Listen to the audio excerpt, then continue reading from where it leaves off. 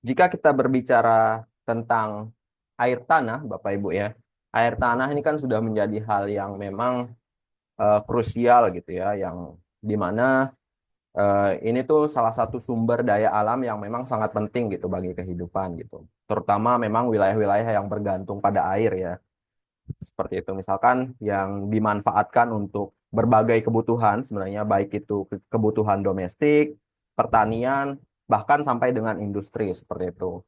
Dan ketika kita berbicara lebih jauh lagi gitu ya Bapak Ibu ya, potensi air tanah ini tuh bisa ditentukan dari berbagai faktor Bapak Ibu.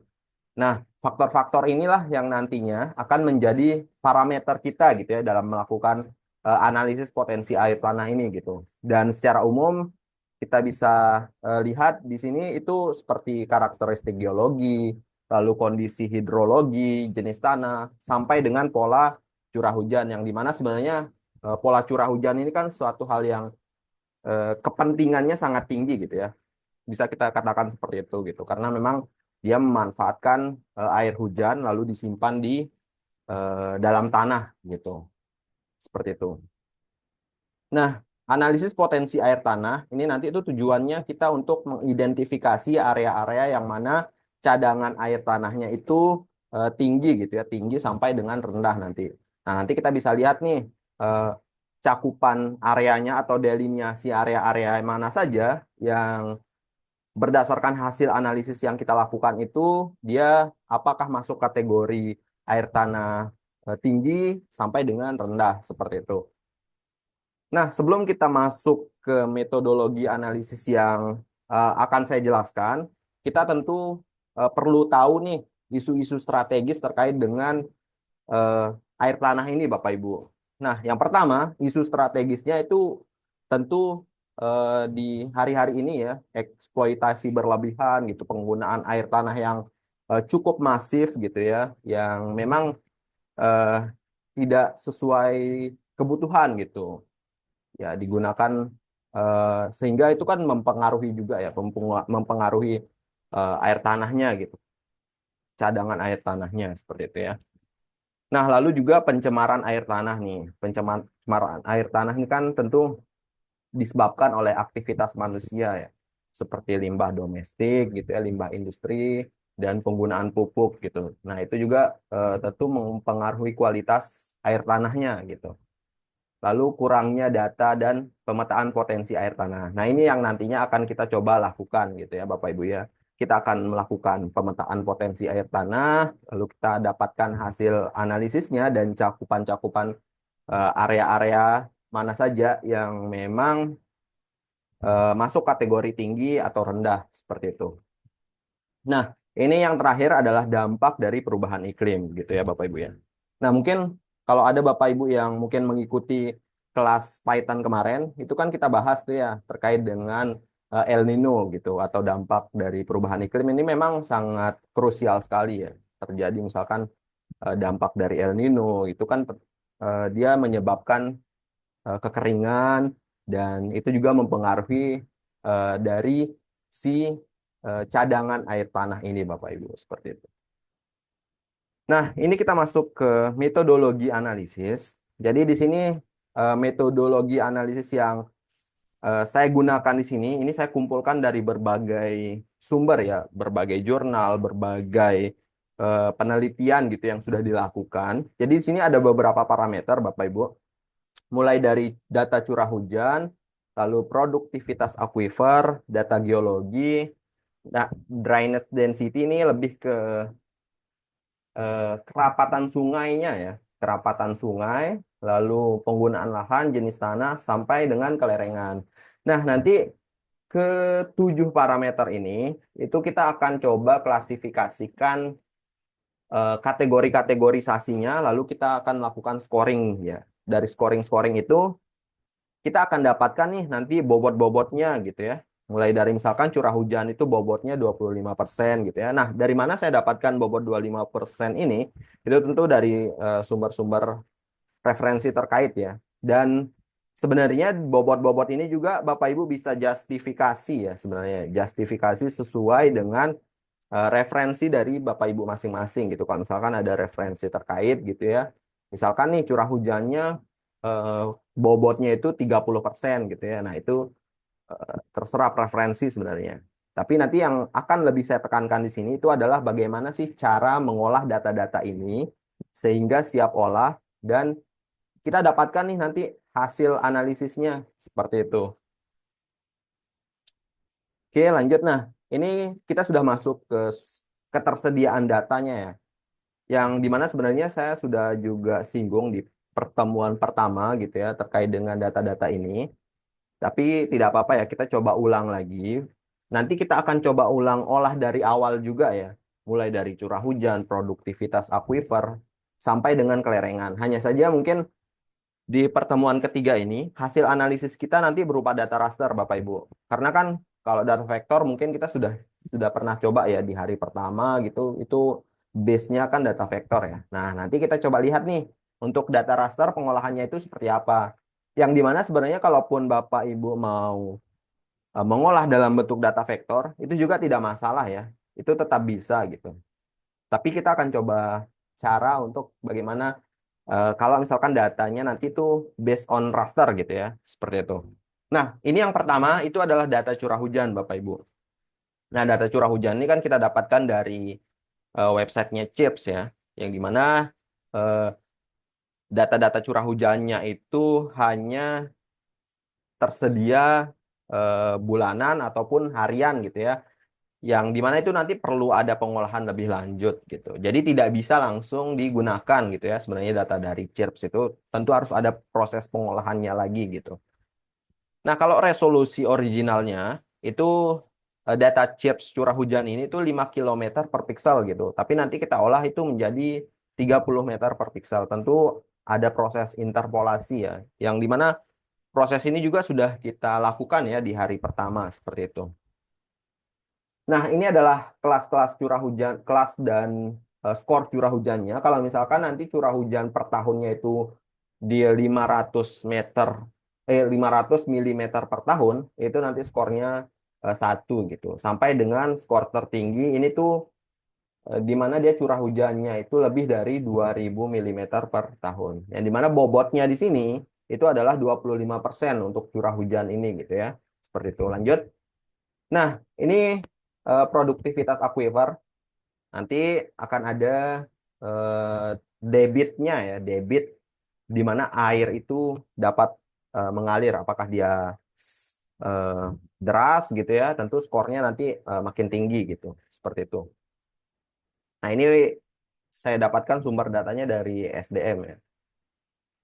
Nah, jadi kalau data produktivitas aquifer, ini kan datanya itu sudah data vektor gitu ya. Nah, kalau misalkan data vektor, itu nanti berarti kita harus ubah nanti ke raster gitu ya. Karena kita mengolahnya nanti di raster gitu ya. Nah, ini sama juga data geologi gitu ya. Nah, di sini untuk kelas dan skor data geologi, ini kan ada batuan sangat keras ya. Nah, nanti data geologi kita itu berupa keterangan formasinya saja gitu. Jadi, kita akan minta bantuan dari ChatGPT nanti untuk bagaimana nanti formasi-formasi batuan yang ada itu bisa diklasifikasikan apakah dia masuk kategori batuan sangat keras, batuan keras, sampai dengan masuk kategori apakah dia tergolong kerikil atau pasir gitu ya. Karena kan kita tidak tahu ya, karena keterbatasan pengetahuan kita, mungkin saya juga bukan orang geologi gitu, sehingga kita perlu bantuan gitu ya untuk proses mengklasifikasikan formasi-formasi batuan geologi tersebut gitu ya, seperti itu. Oke, lanjut. Nah, di sini ada drainage density yang dimana untuk mendapatkan data drainage density ini itu kita gunakan data sungai, Bapak Ibu. Jadi data sungai ini kita gunakan yang dari peta rupa bumi Indonesia dari BIG. Nah, itu nanti kita gunakan, kita akan olah kerapatan sungainya itu seberapa. Kalau misalkan dia kerapatan sungainya itu lebih dari 5 kilometer persegi, itu nanti skornya 1. Kalau misalkan dia nanti kerapatan sungainya itu kurang dari 2 kilometer persegi, ya dia dapat skor 5 gitu ya. Nah, nanti kita akan olah gitu. Kita akan eh, belajar dari data awalnya gitu ya untuk mengolah mengolah apa? kerapatan drainasenya. Nah, ini untuk penggunaan lahan, Bapak Ibu, kita akan gunakan dari data Esri Land Cover, yang dimana dia menggunakan satelit Sentinel-2 ya, yang resolusinya itu 10 meter. Jadi nanti untuk data uh, Esri Land Cover ini, itu dia hanya ada value-value-nya saja gitu ya. Dari value-value ini, itu kita akan coba klasifikasikan jenis penggunaan lahannya. Seperti itu. Dan dari jenis-jenis penggunaan lahan ini, itu kita akan scoringkan gitu ya. Skorkan mana yang masuk skor 5 gitu. Nah, ini bobotnya 12% ya.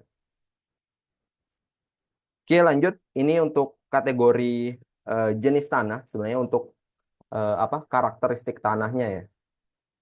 Tekstur tanahnya, lebih tepatnya tekstur tanahnya. Seperti itu. Semakin kasar, berarti dia nanti skornya semakin tinggi ya. Seperti itu. Nah, ini yang terakhir adalah data kelerengan. Nah, ini mungkin kalau data kelerengan ini kan dari data DAM ya. Bisa gunakan dari data DAM yang resolusinya itu 30 meter atau bisa menggunakan data DAMNAS gitu ya yang resolusinya itu 8 meter seperti itu. Nah, misalkan contohnya seperti ini. Kita nanti studi case-nya itu di Kabupaten Lombok Utara ya.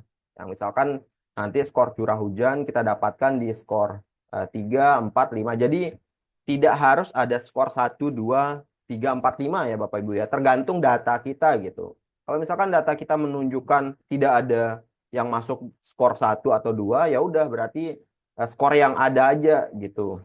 Kita gunakan. Karena skor itu kan tergantung datanya ya, bukan eh, harus ada gitu. Tiap-tiap skor tuh harus ada, tidak wajib ya.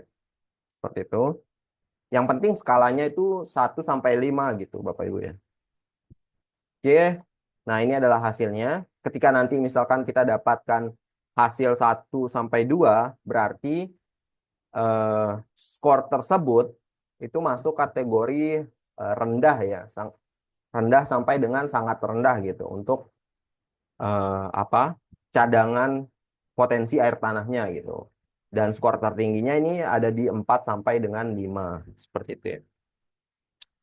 Oke, mungkin itu Bapak Ibu sebagai pemantik diskusi. Jika ada diskusi, sebelum kita lanjutkan ke hands on-nya ya, kita akan langsung masuk ke ArcGIS Pro-nya. Silahkan jika ada yang ingin bertanya boleh melalui kolom chat atau bisa raise hand ya Bapak Ibu ya.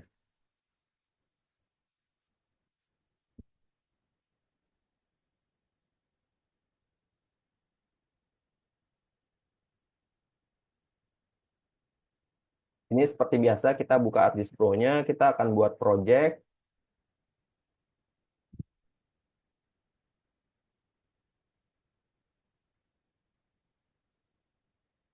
Oke, groundwater-nya dari mana ke aturannya? Nah, kalau aturannya untuk menganalisis ini, itu saya kumpulkan dari berbagai jurnal ya. Dari berbagai jurnal untuk mendapatkan, yang terpenting kan kita dapat parameternya nih, lalu skor dan bobotnya gitu ya. Nah, dari jurnal-jurnal yang ada, yang sudah saya bagikan, itu sebenarnya sudah ada di sana gitu. Hanya saja saya ada proses justifikasi gitu, justifikasi untuk beberapa parameter dan skor serta bobotnya gitu. Karena kalau dari referensinya atau di beberapa jurnal itu dia hanya ada misalkan 4 parameter, lalu 5 parameter gitu ya. Nah, itu kan menurut saya terlalu sedikit ya parameter pendukungnya gitu. Nah, makanya saya taruh 7 parameter dan parameter-parameternya ini tuh sebenarnya tidak di satu jurnal gitu, ada di berbagai jurnal ya yang saya kumpulkan seperti itu. Nah, tapi tergantung ya kalau teman-teman punya referensi lain terkait dengan skor dan bobotnya tersebut itu tentu bisa digunakan. Yang penting ada referensinya gitu. Seperti itu. Oke, lanjut di sini saya buat projectnya, langsung saya buat map.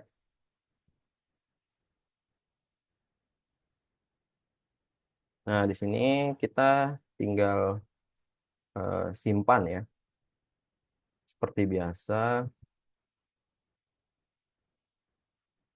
Sini misalkan olah data ya, oke olah data aja.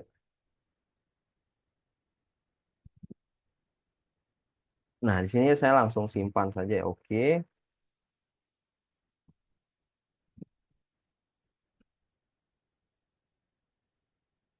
Nah, di sini saya buat project namanya potensi air tanah, dan sebelum buat project nanti ya saya akan buat folder dulu ya. Jadi eh, tidak apa-apa dicentang saja gitu. Ini diokekan.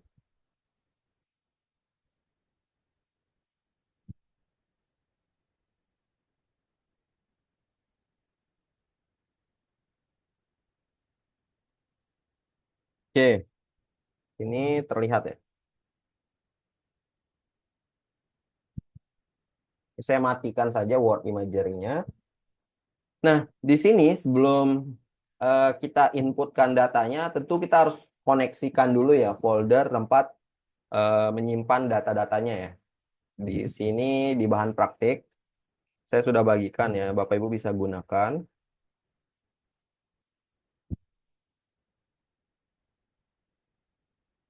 Potensi air tanah, bahan praktik. Nah, di sini kan ada beberapa ya. Ada 7 parameter, mulai dari curah hujan, lalu produktivitas aquifer, gitu ya, geologi, drainage density, sampai dengan kelerengan.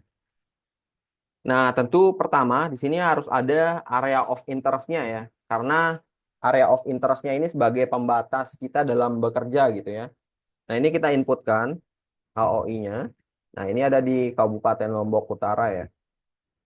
Nah, yang pertama, ini kan kita perlu analisis data curah hujannya ya. Nah, di sini itu hanya ada poin curah hujan ya, Bapak Ibu ya. Kalau Bapak Ibu mengikuti dari awal di hari pertama, itu kan kita benar-benar gunakan data mentahannya ya. Artinya benar-benar dari data CIRPS gitu. Yang sebenarnya output akhirnya itu adalah poin data curah hujan gitu. Nah, di sini saya hanya gunakan poin data curah hujannya saja yang akan kita gunakan untuk menginterpolasi datanya gitu ya. Nah, ini kita inputkan saja poin data curah hujannya. Nah, ini kita seleksi yang masuk dalam area kajian kita gitu untuk poin curah hujannya ya. Nah, untuk menyeleksi poin-poin ini, itu Bapak Ibu bisa ke tab edit. Nanti untuk proses menseleksinya ini gunakan yang namanya polygon ya, select by polygon. Nah, ini kita tinggal select aja titik-titiknya itu yang eh, masuk. Tidak apa-apa kalau misalkan di luar itu, yang penting tidak terlalu jauh ya. Misalkan seperti ini. Nah, misalkan ini kan sudah terseleksi ya.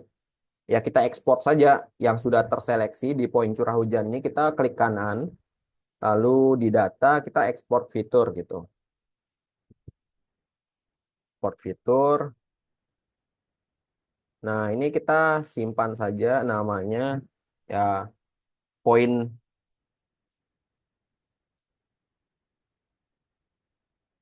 poin CH AOI gitu ya, yang masuk dalam AOI-nya. Ini diokekan. Oke, ini diokekan saja.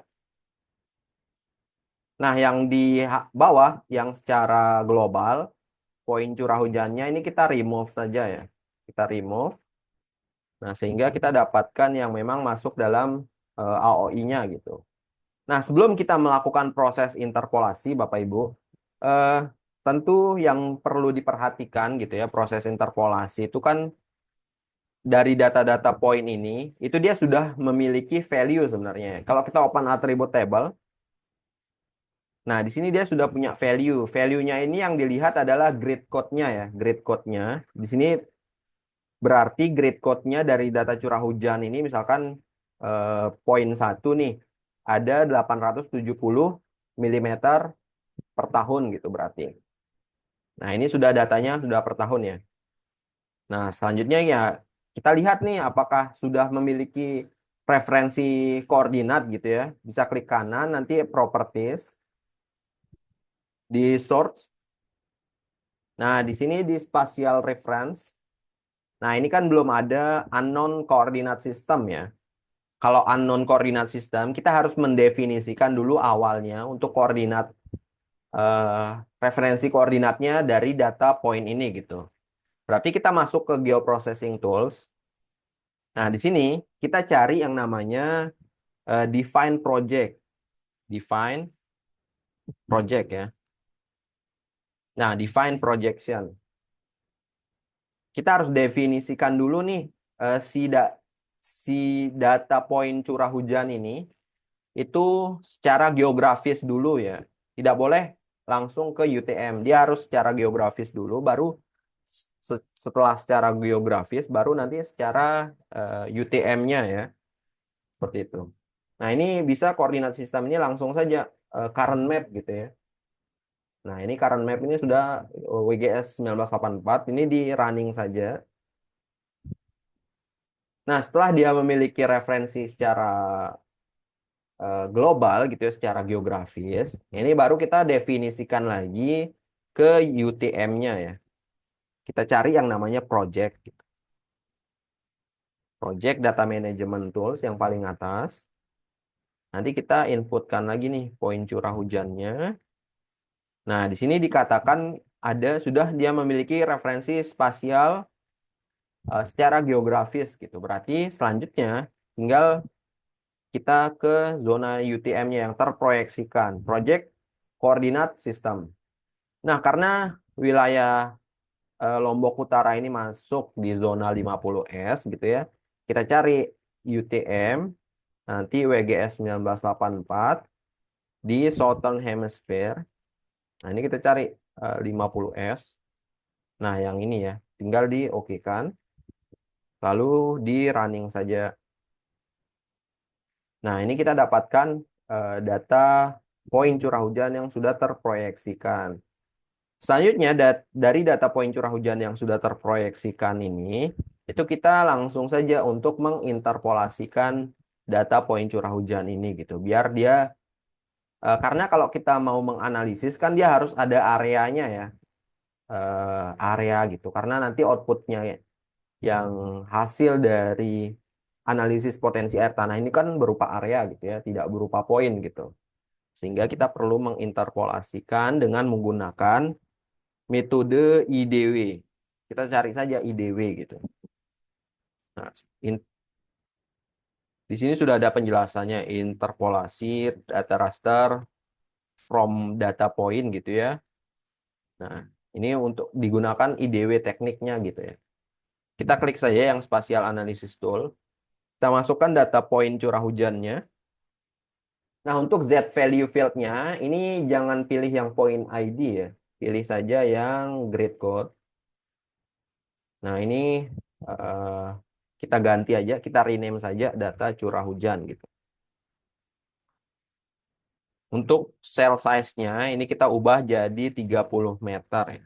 30 meter. Lalu ke environment.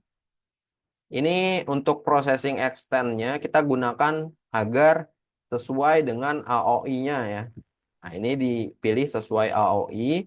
Lalu masking-nya juga, mask ini dipilih sesuai dengan AOI. Oke. Oke, izin bertanya kenapa diubah ke grid code ya? Jadi, oke, sebelum saya masuk ke ini, kita coba lihat dulu nih di atribut table dari data point ini ya. Nah, untuk point ID, ini tuh bukan value dari curah hujannya, tapi yang punya value dari data curah hujan itu adalah grid code-nya gitu. Seperti itu. Jadi bukan point ID ya. Ini berlaku untuk semua sih. Semua kalau misalkan melakukan proses interpolasi, itu yang perlu dilihat, itu mana dari data-data point ini yang memang benar-benar value-nya gitu. Jadi bukan point ID ya, tapi grade code-nya gitu. Makanya kita pilih sesuai grade code-nya gitu. Lalu semoga ya bisa menjawab ya itu ya. Lalu selanjutnya untuk output size kenapa 30 meter gitu ya. Sebenarnya kenapa 30 meter ya? Karena 30 meter ini kan grade-grade-nya itu ya, ukuran piksel-pikselnya itu ya. Sebenarnya kalau misalkan 10 meter semakin bagus juga. Tapi tentu akan semakin berat gitu. Proses kita melakukan interpolasi gitu ya. Karena Kalau area kajiannya hanya skala kabupaten, 30 meter ini masih relevan gitu untuk digunakan gitu ya. Tapi kalau misalkan sudah skala desa gitu ya, mungkin 10 meter, 30 meter ini mungkin kurang relevan gitu, bisa diubah ke 10 meter gitu. Kalau misalkan area kajiannya lebih detail, tentu 10 meter untuk cell size-nya ini kan tidak terlalu berat ya, tentu tidak terlalu berat gitu. Seperti itu. Ini hanya resolusi saja sih. Nah, kenapa interpolasinya tidak menggunakan kriging atau SP line gitu ya? Nah, sebenarnya ini preferensi masing-masing saja ya. Jadi ada banyak metode interpolasi sebenarnya. Salah satunya adalah IDW gitu ya. Ada juga kriging atau SP line. Nah, itu Bapak Ibu boleh gunakan juga gitu. Tapi saya tuh terbiasa menggunakan IDW gitu. Jadi saya rasa kalau mau menggunakan kriging atau SP line, saya rasa masih linear ya, masih relevan juga gitu. Yang terpenting adalah eh, punya dasar ya, kenapa memilih ini, kenapa menggunakan keriging atau SP line gitu. Dan kalaupun mau menggunakan metode-metode lain juga itu tidak masalah ya. Dan tidak masalah juga gitu terhadap hasilnya gitu ya. Seperti itu. Mungkin itu semoga bisa menjawab ya.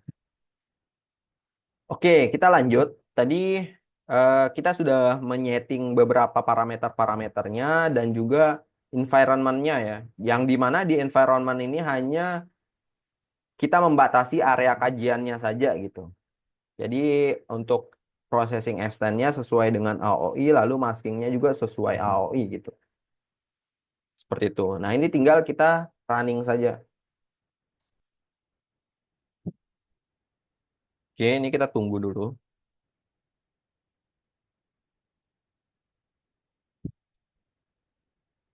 Nah, ini adalah hasilnya.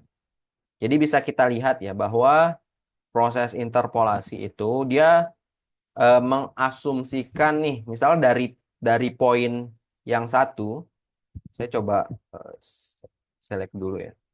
Misalkan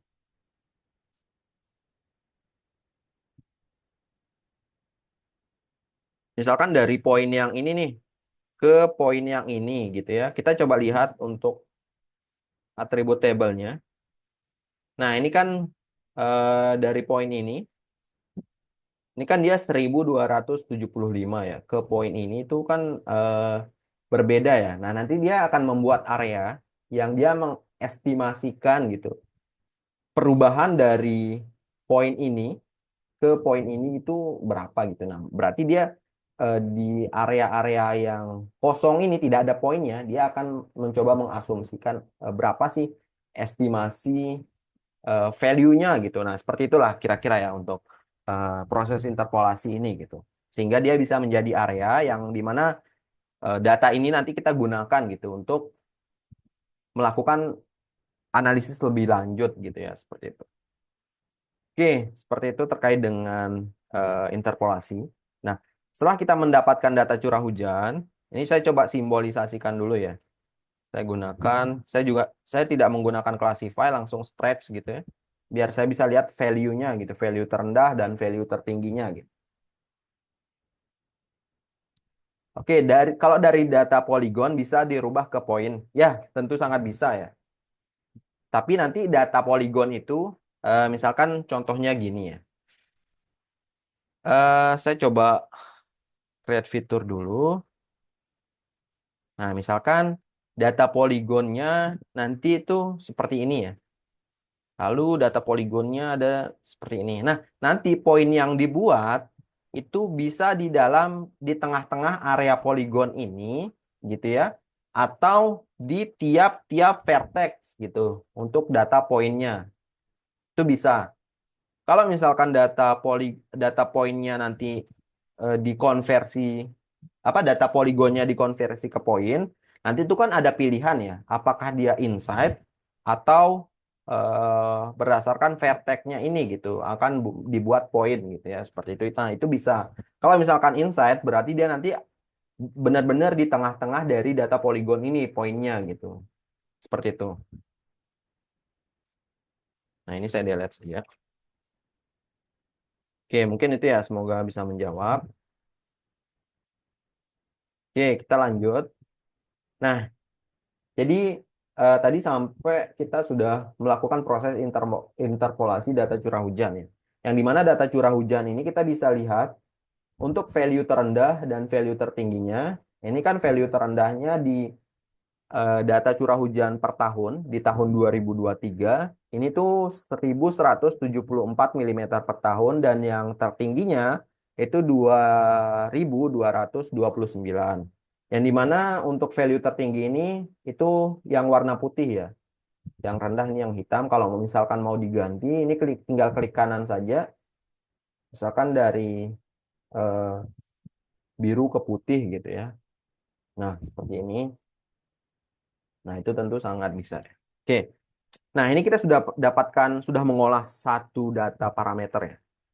Selanjutnya kita tinggal klasifikasikan saja berdasarkan eh, kelas-kelas yang sudah kita tentukan tadi ya. Kita coba lihat curah hujan. Nah, ini berarti jika melihat data yang ada di wilayah area area kajiannya, ini kan value terendahnya itu ada di 1174 ya. Nah, jadi value 1174 itu kan ada di skor atau ada di kelas nomor 3 ini ya. Nah, seperti itu. Sampai dengan 5. Jadi tidak ada nanti skor 1 dan 2 karena memang datanya tidak ada gitu. Tidak ada value di bawah dari 1000 gitu ya, 1100 gitu. Sehingga ketika kita proses klasifikasi nanti berarti yang ada adalah skor 3, 4 dan 5 gitu ya. Nah, ini kita langsung saja untuk mengklasifikasikan data curah hujannya. Kita ke Geoprocessing Tools. Kita cari yang namanya Reclassify.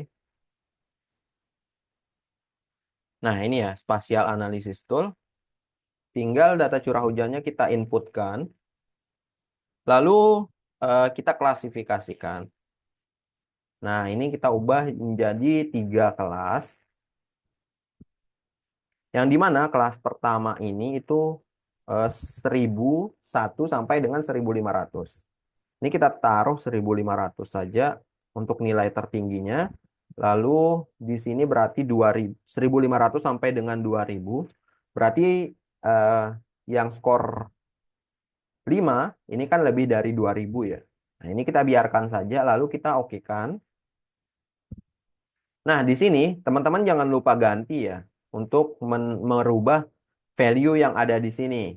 Tadi skor 1000 sampai dengan 1500 ini kan skornya 3 ya. 3, 4, dan 5 gitu. Nah, ini kita simpan saja ya. Simpan output rasternya jangan lupa. Karena kita tidak mau menyimpan di default GDB-nya ya. Atau opsinya tuh bisa gini Bapak Ibu. Kita bisa menyimpan di default GDB, tapi kita buat subfolder lagi gitu. Atau kita buat kayak new fitur datasetnya gitu. Jadi di dalam fitur dataset ini benar-benar nanti adalah parameter-parameter yang siap untuk diolah gitu ya. Bisa seperti itu. Misalkan saya buat fitur dataset gitu ya. Isinya adalah parameter olah gitu ya. Parameter yang siap diolah gitu.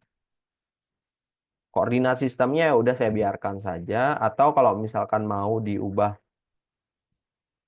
menjadi 50S juga ini tidak masalah ya. Kita langsung saja ke zona UTM-nya ya. Kita oke kan. Lalu di running. Nah, kita sudah membuat ini ibaratnya kayak ini adalah geodatabase-nya gitu ya. Ini adalah sub-sub geodatabase-nya gitu. Jadi di mana di dalam fitur dataset ini nanti bisa berisikan data vektor ataupun data raster gitu ya, seperti itu. Oke, kita masuk ke geoprocessing tools lagi. Saya cari yang namanya reclassify tadi ya. Kita ulang. Jadi saya masukkan data curah hujannya, lalu classify. Ini tadi menjadi 3 ya. Nah, ini 1500, lalu 2000. Nah, ini lebih dari 2000. Ini kita oke kan. Nah, ini jangan lupa ya skornya ya. Berarti skor 1000 sampai dengan 1500 itu skornya 3, ini 4, dan ini 5. Lalu saya akan simpan di database tadi, potensi air tanah, lalu di folder ini saja.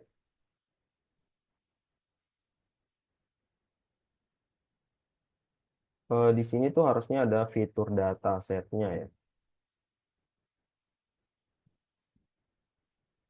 Oke, saya coba.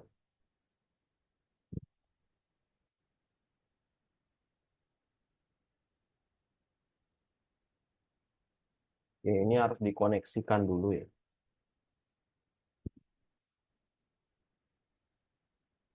Oke, tidak masalah. Saya simpan di sini saja dulu atau mungkin perlu manual ya menyimpannya ya.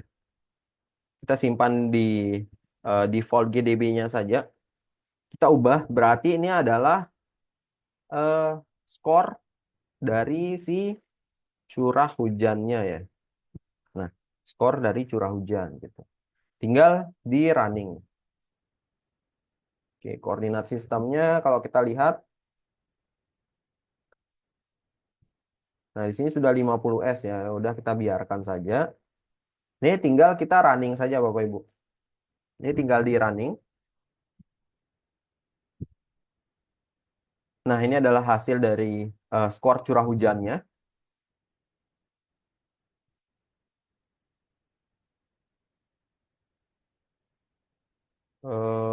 Di sini, oke, mungkin ini harus diimport dulu ya. Oke, tidak masalah. Kita biarkan saja di default GDB-nya. Oke, baik. Kita ke parameter selanjutnya berarti Bapak Ibu. Nah, di sini parameter selanjutnya itu ada produktivitas aquifer.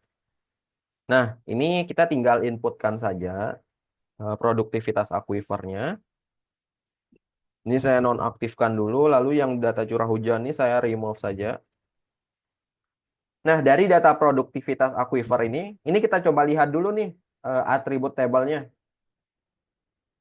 Nah, berarti yang kita gunakan untuk fieldnya itu adalah debitnya ya, debitnya ini ya. Nah, seperti itu. Berarti debit, kalau misalkan dia langka, debitnya ini, itu berarti eh, kalau mau disesuaikan sama data ini berarti nanti kurang dari satu ya. Kurang dari satu berarti yang kurang dari 5 ini kemungkinan ada di 1 sampai 5 gitu ya debitnya gitu, liter per detik. Oke, ini kita klip saja dulu Bapak Ibu biar kita bisa lebih jelas melihat data-data yang ada di area kajiannya ya. Kita klip saja langsung. Kita ke Geoprocessing Tools, kita cari yang namanya klip.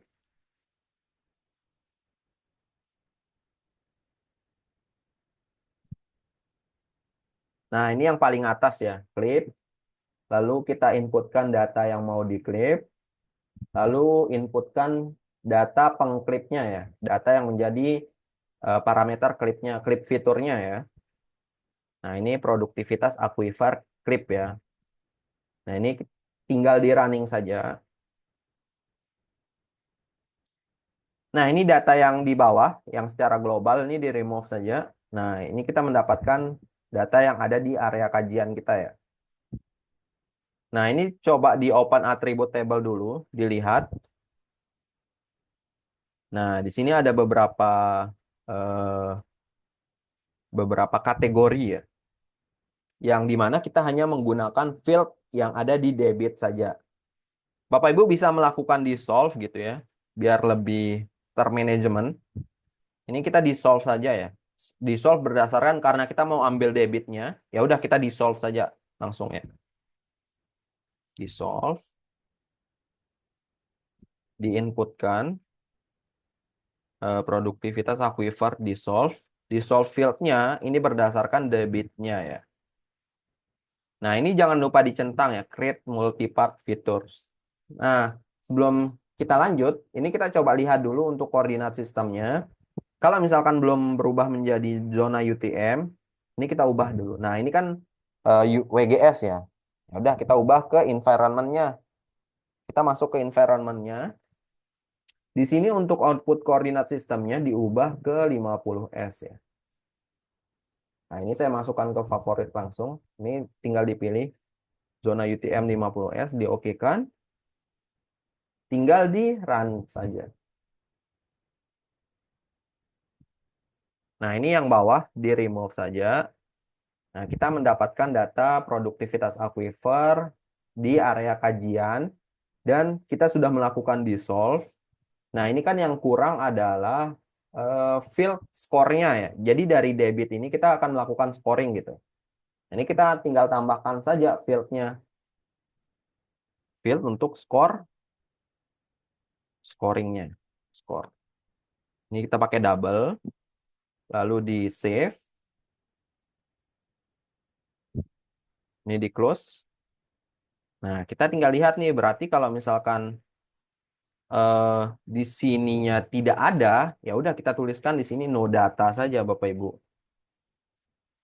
Karena memang tidak bisa ya. Berarti di sini 0 saja. Berarti memang no data. Kalau misalkan dia kurang dari 5 liter per detik, berarti asumsinya dia masih ada di rentang 1 sampai 5 ya. Karena kalau misalkan sudah langka, ini berarti kita asumsikan bahwa dia kurang dari 1 gitu. Berarti ini skornya 2, lebih dari 10 liter per detik. Ya udah kita asumsikan 10 sampai 50 gitu.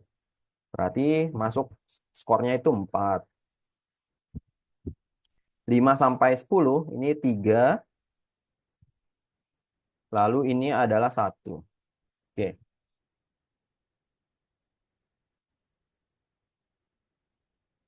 Oke, izin bertanya ya. Untuk kita mengetahui kapan mengubah sistem koordinat projectnya bagaimana ya. Jadi biasanya gitu ya. Ini triknya sih. Kalau misalkan datanya ini tuh se-Indonesia ya luasnya ya.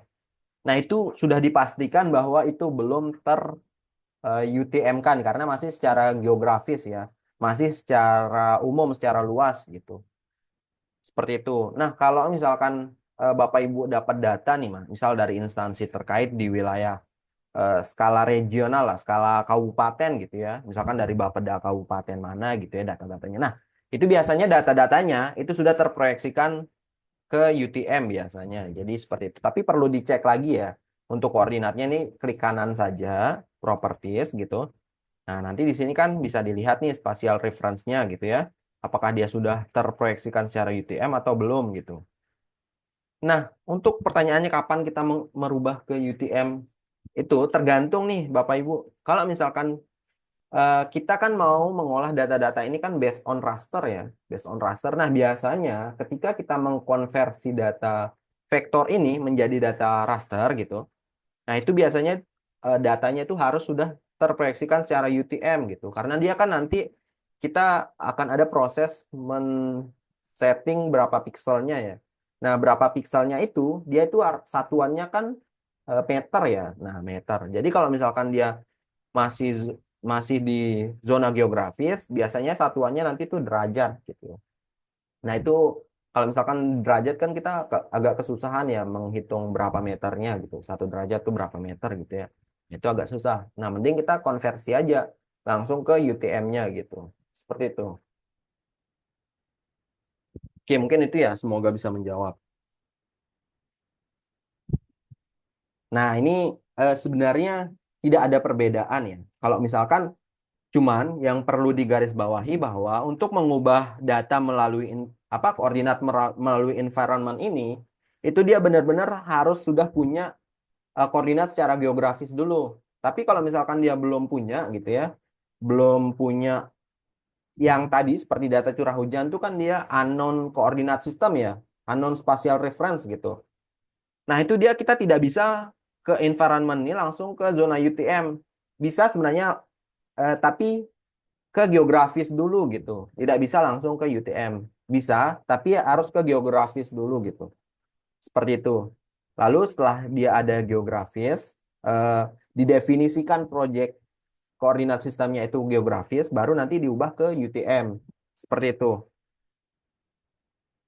Mungkin itu ya terkait dengan apa koordinat sistem gitu.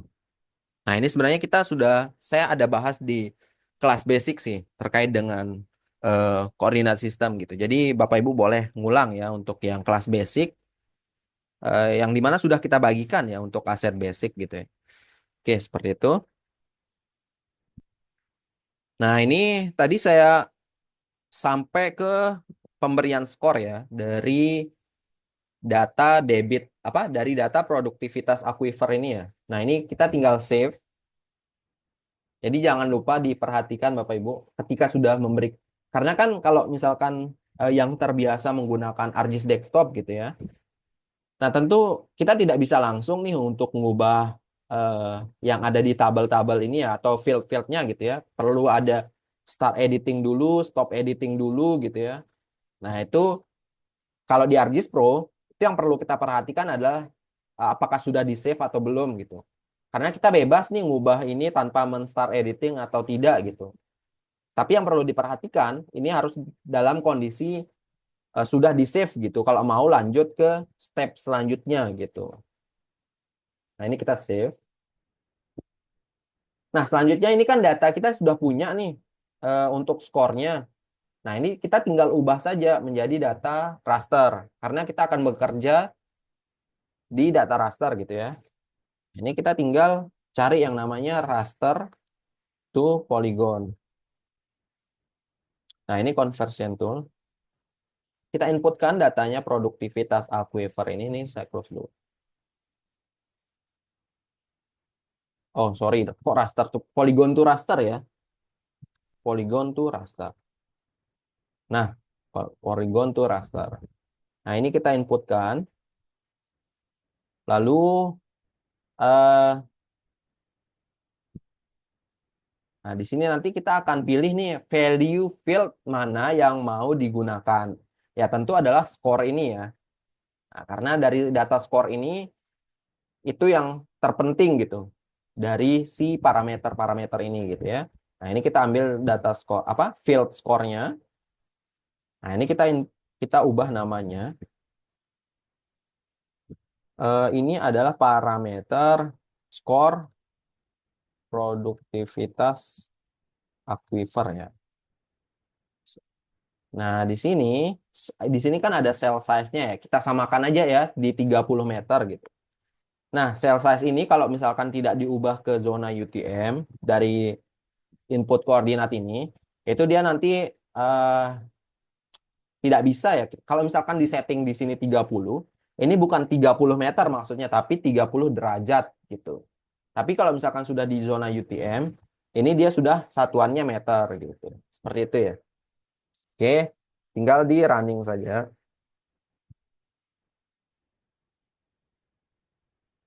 Oke, di run.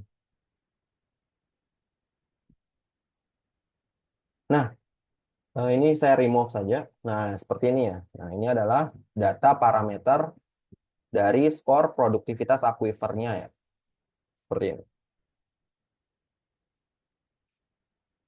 Oke, kita lanjutkan Bapak Ibu. Berarti parameter selanjutnya di sini itu adalah data geologi ya. Nah, ini Bapak Ibu bisa gunakan data geologi regional nih dari SDM kalau tidak salah ya. Kita coba lihat sumbernya dari mana.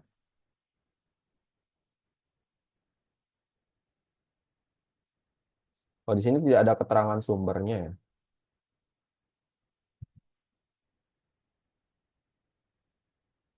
Oke, tidak masalah ya. Tapi yang kita gunakan adalah field dari si formasinya ini ya. Nah, ini seperti biasa, kita harus klik dulu berdasarkan area kajiannya.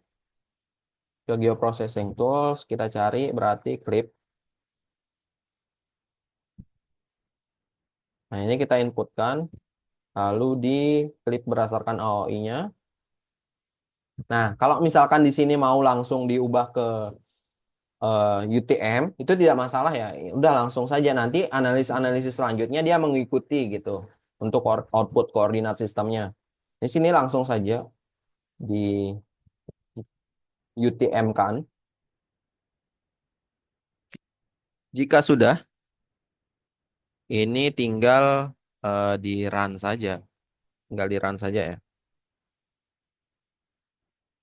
Ini kita remove. Nah, seperti ini.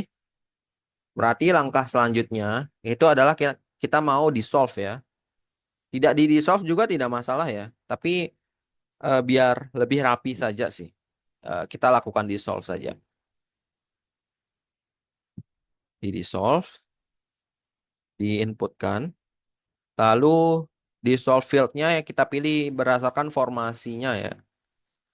Lalu di running. Nah, yang ini kita remove. Lalu kita open attribute table. Tinggal dimasukkan field score-nya ya.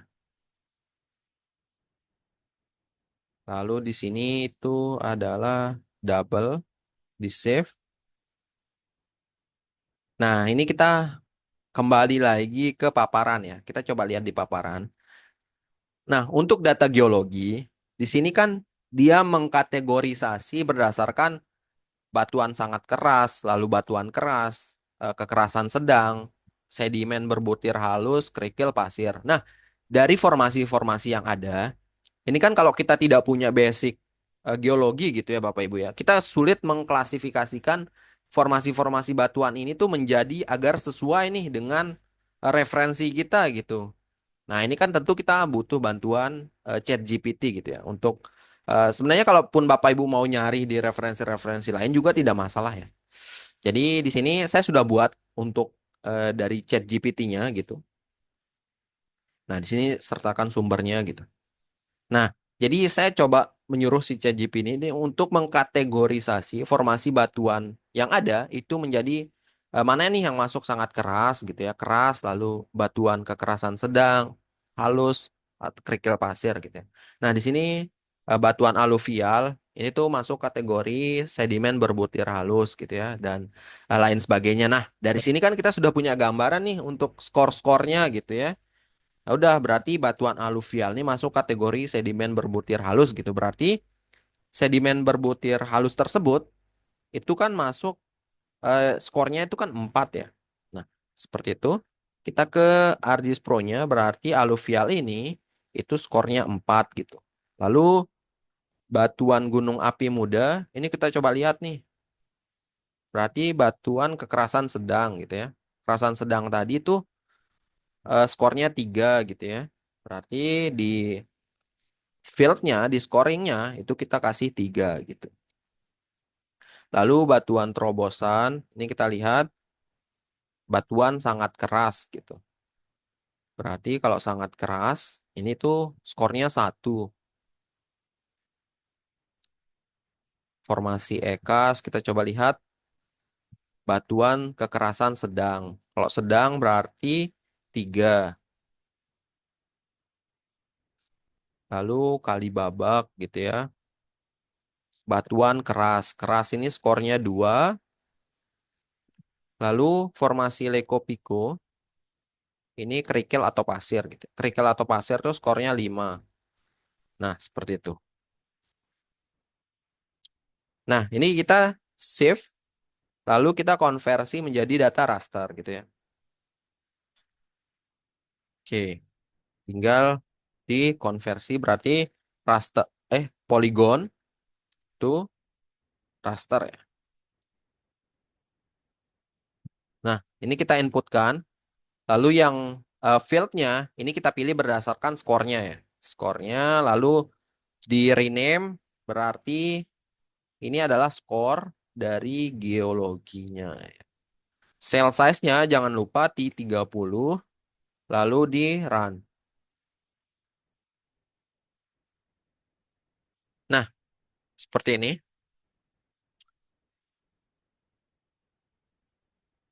Oke, ini tidak tampil ya. Oke, saya coba.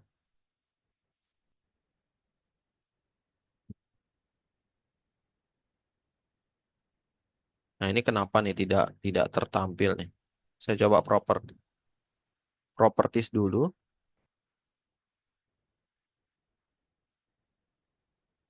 Oke,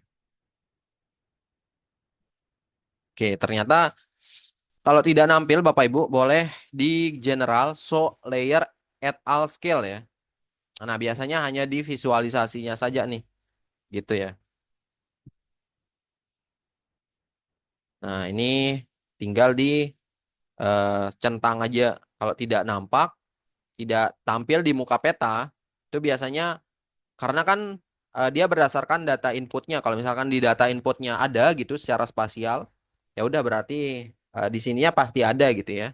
Nah, ini jangan khawatir Bapak Ibu, tinggal dilihat aja nanti di sini. Dicentang show layer at all scale ya. Seperti itu. Nah, ini kita sudah dapatkan 3 parameter Bapak Ibu. Lalu parameter selanjutnya di sini ada drainage density. Nah, drainage density ini lebih ke eh, river density-nya ya atau kerapatan sungainya gitu. Nah, ini kita gunakan yang sungai line ini yang dari garisnya. Nah, ini kita klip dulu ya. Klip dulu berdasarkan AOI-nya. Ini kita ke Geoprocessing Tools langsung. Lalu cari yang namanya clip. Lalu diklip aja nih sungainya berdasarkan area kajiannya ya. Inputkan sungai, lalu klipnya berdasarkan AOI, tinggal kita run.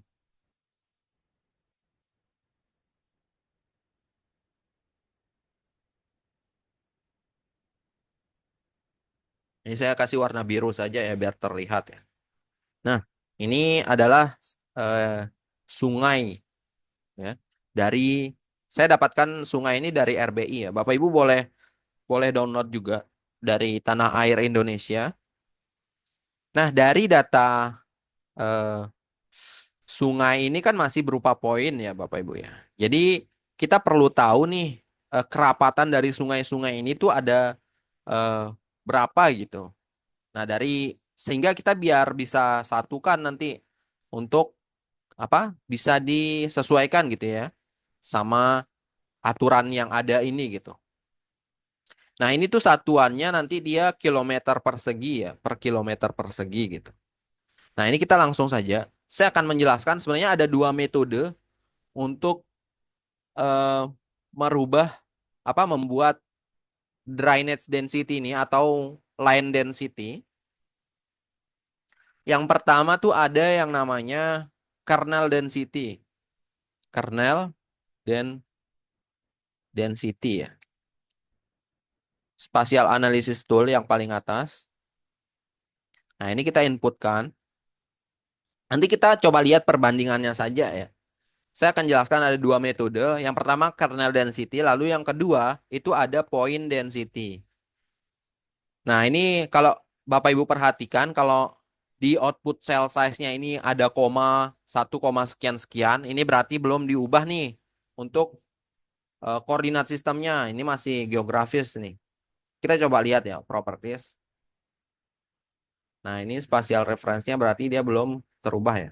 Nah, ini kita perlu ubah dulu. Sebelum kita masuk ke kernel density-nya, kita ubah dulu. Berarti di project ya. Sebenarnya pas di klip tadi tuh bisa langsung diubah ya, tapi kelupaan ya. Ini kita apa? Ubah manual lagi saja.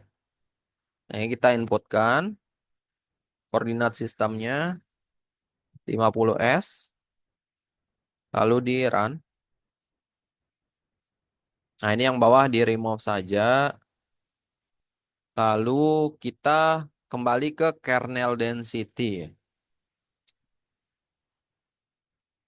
Nah, ini diinputkan lagi datanya sungai yang paling atas. Nah, kalau misalkan dia output cell size-nya sudah seratusan lebih, ini sudah meter nih. Berarti tinggal diubah aja. Berarti di 30 meter. Oke, ini saya coba ubah ya. Di sini namanya berarti kernel density sungai ya. Nah, untuk population field-nya ini dinonkan saja, dipilih non. Lalu, nah di sini kan area unitnya ya. Kita pilih aja square kilometer gitu. Nah, nanti output cell values-nya berarti adalah kerapatannya ya. Ini tinggal di run saja. Oh, sebelum di run, ini jangan lupa ya environment-nya ya. Environment untuk kita batasi area kajiannya nih. Berarti extend-nya berdasarkan AOI, lalu max-nya ini berdasarkan AOI juga. Nah, ini tinggal di run. Satuannya jangan lupa ya, area unitnya ini tuh square kilometer gitu. Karena yang kita gunakan referensinya itu adalah kilometer persegi gitu ya. Nah, ini tinggal di run.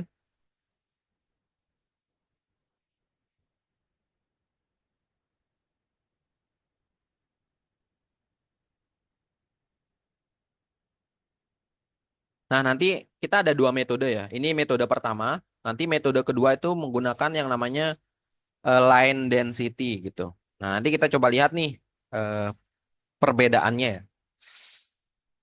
Karena kalau kernel density ini kan dia eh, akan otomatis mengkalkulasi kerapatannya gitu. Jadi tidak tidak ada nih kita tentukan dalam pencarian berapa berapa meternya, berapa kilonya gitu ya. Jadi dia otomatis terkalkulasi dia sebenarnya. Nah, ini kita tunggu ya.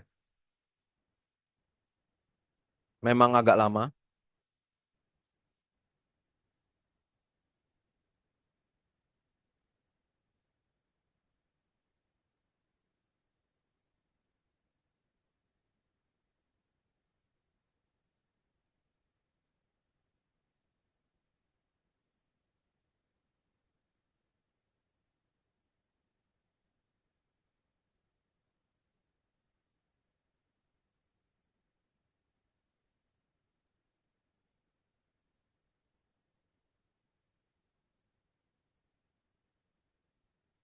Nah, ini dia adalah hasilnya Bapak Ibu.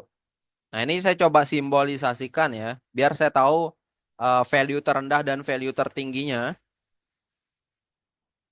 Nah, berarti dari data kerapatan ini Bapak Ibu, jadi value tertingginya itu ada di 5. Ini tuh bisa diasumsikan sebagai eh, rata-rata ya, banyaknya banyaknya line dalam per kilometer persegi gitu. Dalam kilometer persegi itu ada berapa banyak sih line gitu ya. Nah, ini bisa diasumsikan seperti ini gitu. Tapi walaupun sebenarnya bukan kalau kernel density ini bukan baku harus 5 ya, tapi dia rata-ratanya kalau tidak salah. Karena dia metodenya itu kan tidak bisa kita apa? Tidak tahu nih metodenya itu seperti apa, tapi ada perhitungan-perhitungannya ya. Nah, seperti itu. Yang pasti bahwa pembacaannya semakin tinggi value-nya berarti semakin rapat nanti untuk line-line-nya ini gitu. Untuk garis-garis sungainya ini gitu. Seperti itu. Oke, ini metode pertama yang kernel density. Kita coba ke metode kedua. Ada yang namanya line density.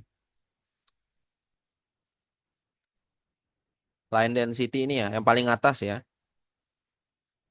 Nah, ini kita inputkan sungainya.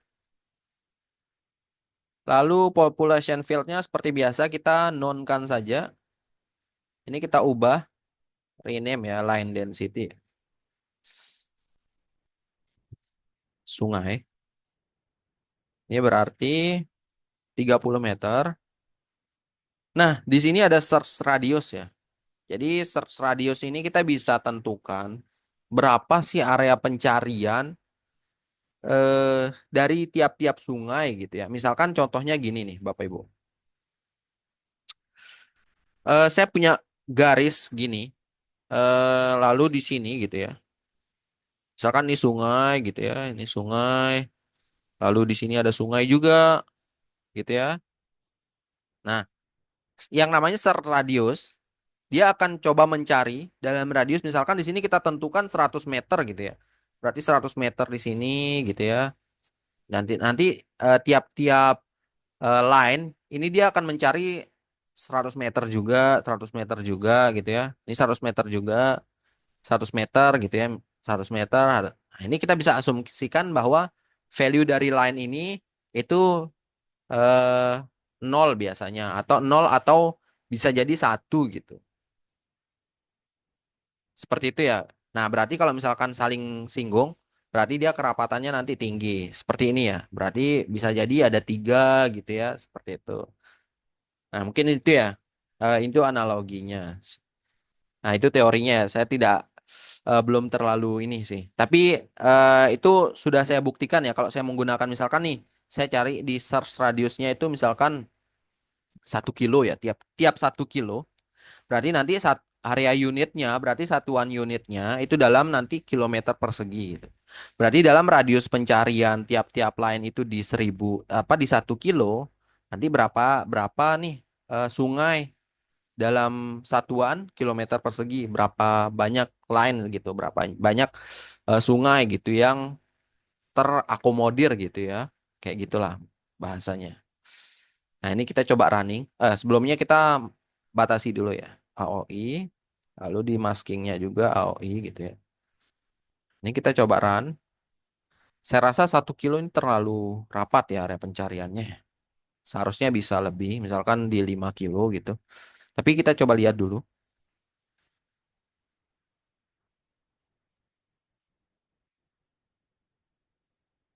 Nah, ini adalah hasilnya ya. Nah, ini cukup berbeda ya hasilnya ya.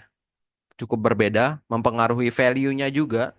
Nah, di sini value tertingginya itu ada di 7. Nah, berarti dalam radius pencarian tadi 1 kilo tersebut, itu berarti rata-ratanya di area-area yang warna putih ini tuh ada 7 garis berarti. Seperti ini ya. Berarti ada 7 garis dalam satuan kilometer persegi berarti ya. Seperti itu. Oke, mungkin itu ya tergantung sebenarnya teman-teman mau gunakan yang mana juga itu preferensi masing-masing juga ya. Nah, di sini kalau saya lebih prefer ke kita gunakan saja yang line density ya. Kita gunakan yang line density. Oke. Nah, selanjutnya ini kita tinggal klasifikasikan saja Bapak Ibu. Berarti dari data ini itu berarti oke. Nah, ini ya. Lebih dari 5. Oke, ini sebenarnya kurang dari 2 kilometer. Ini sebenarnya kebalik ya. Sebenarnya kalau lebih dari 5, ini skornya 5. Ini karena ini value-nya ya. Value tertingginya itu kan 5 ya. Nah, ini sebenarnya kebalik nih.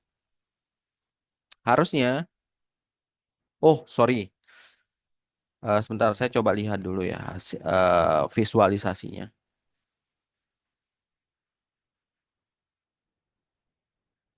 Ya, sebenarnya ini harusnya, oh ya benar. Benar, seharusnya ini tuh di sini tuh lebih dari 5 gitu. Di sini kurang dari 2 ya. Nah, ini nanti saya perbaiki ya, Bapak Ibu ya. Berarti ini salah. Harusnya tuh di sini yang skornya semakin banyak kan, karena semakin banyak eh, yang sungai-sungai yang rapat itu tentu skornya tinggi gitu kan. Nah, itu asumsinya ya. Kalau misalkan dia kurang, kurang value-nya itu kurang misalkan nih, sungainya itu tidak rapat gitu. Ya udah berarti di sana skornya itu kan rendah gitu ya. Nah, seperti itu. Nah, ini terbalik nih. Harusnya yang di sini itu kurang dari 2, yang skornya 1. Berarti nanti di yang 5 ini lebih dari 5 gitu ya analoginya ya. Kerapatan dalam satuan kilometer persegi gitu ya. Nah, ini nanti perlu perlu diulang sih. Ini diperbaiki gitu. Nah, ini berarti kita tinggal lakukan klasifikasi nih. Oke, kalau volume aliran sungai atau kecepatan sungai bisa dibuat data spasialnya atau analogi lain. Ya, betul. Sebenarnya kalau kita bisa bisa ada datanya ya, misalkan nih kita punya tiap-tiap sungai. Nah, misalkan gini ya, contohnya ya. Misalkan dari tiap-tiap sungai ini, itu kita ada data debitnya misalkan gitu. Misalkan dia debitnya misalkan dia tinggi gitu ya. Berarti kita bisa asumsikan di sekitar sungai tersebut misalkan kita kasih skor 5 gitu ya. Dalam radius berapa gitu ya. Nah, tergantung debit dan aliran sungainya gitu. Nah, itu juga bisa jadi parameter juga ya. Kalau misalkan kita ada datanya ya dari tiap-tiap sungai ini itu debitnya berapa gitu ya. Kecepatan sungainya itu apa aliran airnya. Nah, rentang rentang waktu dia ada air atau apa dan sebagainya. Nah, itu kan tentu bisa jadi parameter yang sangat bagus juga gitu tuh. Nah, itu mungkin bisa ya kalau mau, kalau ada datanya ya. Tapi sayangnya di sini tidak ada datanya ya Bapak Ibu ya. Seperti itu. Nah, jadi yang kita bisa lakukan adalah untuk hanya mengetahui kerapatannya saja gitu. Nah, di sini tadi salah ya yang di paparan. Nah, ini seharusnya itu kan lebih dari 5 gitu ya. Semakin banyak, semakin tinggi value-nya, itu berarti semakin rapat gitu ya sungainya. Nah, ini harusnya seperti itu. Nah, ini tinggal kita klasifikasikan saja, reclassify,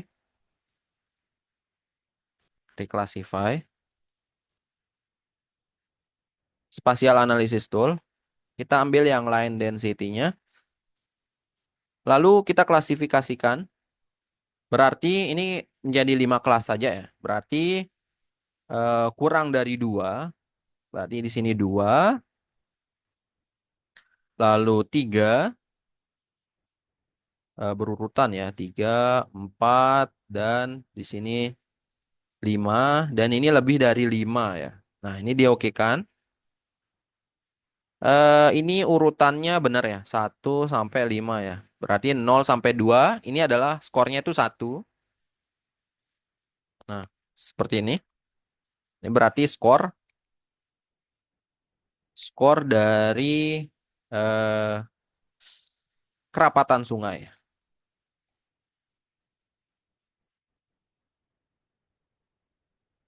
Oke, jika sudah tinggal di run saja. Nah, seperti ini. Yang ini saya remove saja. Oke, kita sudah dapatkan nih 4 parameter ya. 4 parameter. Ini saya remove saja.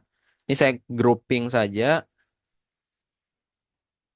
Saya rename parameter olah.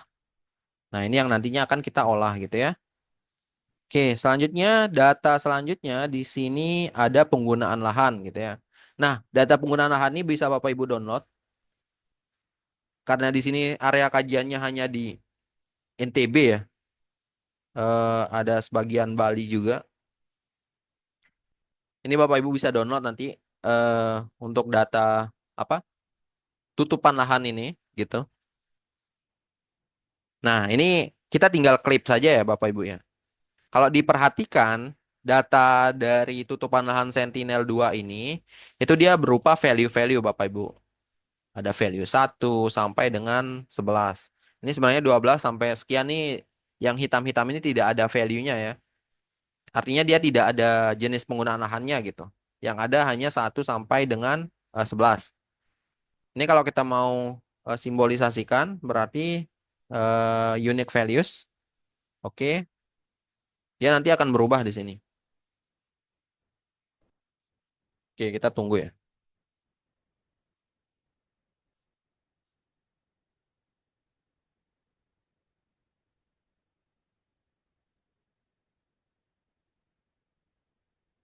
Nah, seperti ini ya. Jadi ini adalah yang ada apa? Value-nya saja gitu. Nah, ini kita tinggal klik saja Bapak Ibu. Kita ke Geoprocessing Tools. Kita cari yang namanya clip raster. Nah, yang paling atas ya. Clip raster. Diinputkan data rasternya. Lalu AOI-nya juga. Use input filters for clipping geometry ya. Jangan lupa ya. Nah, ini tinggal diubah tutupan lahan. Oke. Oke, ini ada yang bertanya juga.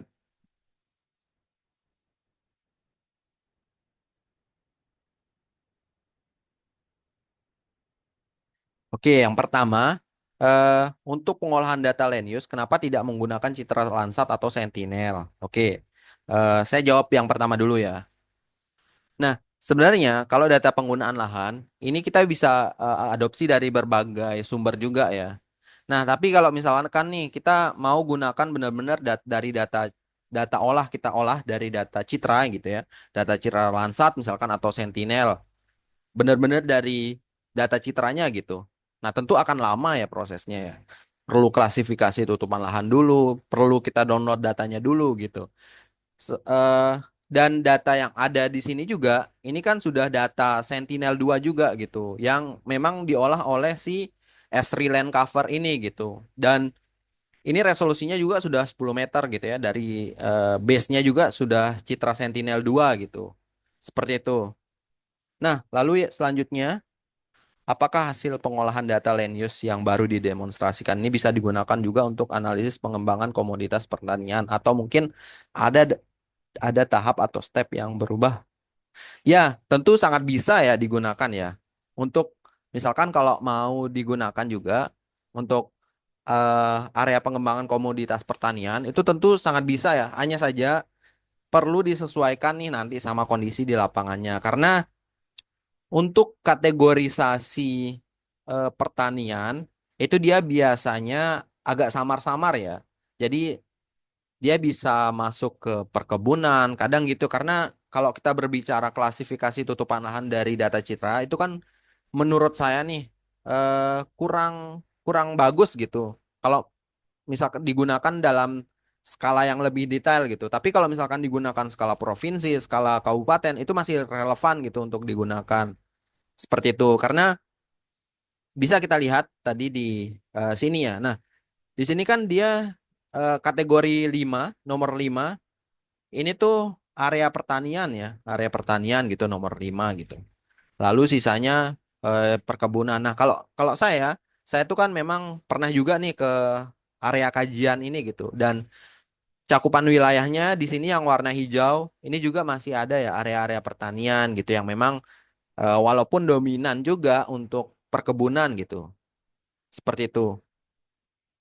Ya, tapi memang kembali lagi ya ke data sih. Tapi kalau misalkan skalanya cukup cukup apa area kajiannya cukup luas gitu ya. Jadi tidak masalah menggunakan eh, data-data yang semi detail gitu ya, seperti itu. Tapi kalau misalkan area kajiannya sudah skala desa, skala cakupannya lebih kecil, sebaiknya lebih bagus eh, area-area di pengambilan di lapangan atau dari instansi terkait. Nah, itu lebih bagus sebenarnya. Seperti itu. Oke, mungkin itu ya, Mas Rio, terkait dengan semoga bisa menjawab dan terima kasih ini sudah bertanya juga. Oke, izin Mas, kalau yang didemokan ini data citranya dapat dari mana ya, Mas? Data citra dari hasil ini ya. Kalau misalkan dari Sentinel-2 itu nanti bisa langsung ke Copernicus ya. Copernicus nanti download data Sentinel-2-nya. Kalau misalkan Landsat nanti ada di Earth Explorer gitu ya. Seperti itu. Tapi kalau misalkan data ini tuh sebenarnya sudah siap siap download sih, sudah diolah gitu dari Sentinel-2 sama si Esri Land Cover-nya gitu ya. Jadi kita tinggal gunakan saja seperti itu. Oke, mungkin itu dulu ya pertanyaannya. Kita lanjut dulu. Oke, tadi saya sampai di eh, clip ya, proses clip data tutupan lahan ini gitu. Nah, ini kalau proses clippingnya seperti ini, berarti kita coba langsung ke environment saja, kita ubah ke 50S. Nah, seperti ini, di OK kan, lalu di running.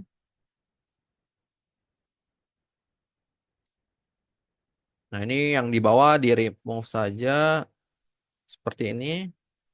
Nah, ini kalau misalkan ada 12 dan sebagainya, ini tidak perlu di ini ya. Kita fokus saja langsung ke atribut tabelnya nih. Ke atribut tabelnya, kita add field kategori tutupan lahannya ya. Ini kita pakai teks, lalu kita tambahkan skornya ya. Ini pakai double. Kalau tidak mau tambahkan field score juga tidak masalah ya. Nanti kita buat skornya di white overlay-nya nanti. Nah, tapi tidak masalah kita buat saja skornya. Ini di save. Oke, berarti yang value 1 ini adalah badan air. Lalu value 2 ini tuh area bervegetasi. Mangrove 4. Nah, di sini tidak ada value 4 ya. Berarti yang ada tuh 5, 7, 8, 10, 11. Berarti skip 5. 5 itu lahan pertanian. Lalu 7 lahan terbangun. 8 lahan kosong. 10 ini ada tutupan awan ya. Nah, ini ada tutupan awan nih. Berarti yang masuk no data nanti nih gitu ya. Lalu savana 11. Oke, kita save. Nah, ini untuk skornya berarti kita lihat juga. Berarti untuk lahan terbangun itu skornya 1. Skornya 1. Lalu kebun ini masuk area bervegetasi ya. Di sini tidak ada lahan perkebunan gitu. Berarti kita masukkan di tidak ada berarti ya. Kalau kebun tidak ada ya udah. Berarti yang di sini tidak ada kebun berarti ya. Berarti kita lanjut sawah. Sawah ini masuk pertanian. Lahan pertanian berarti ini skornya 3. Berarti yang vegetasi ini tuh hutan ya. Berarti 5 gitu. Badan air. Badan air berarti kalau misalkan dia badan air. Itu kan eh, skornya tinggi ya harusnya ya. Karena badan air gitu. Sama kayak sungai gitu. Nah itu skornya tinggi. Lahan kosong. Nah di sini lahan kosong kita karena memang dia lahan kosong berarti skornya 2 gitu. Tutupan awan kalau no data berarti ya udah kita masukkan 0 saja gitu ya. Savana berarti savana ini masuk lahan kosong juga ya. Nah ini skornya 2. Kita generalkan seperti ini. Nah juga sudah kita save.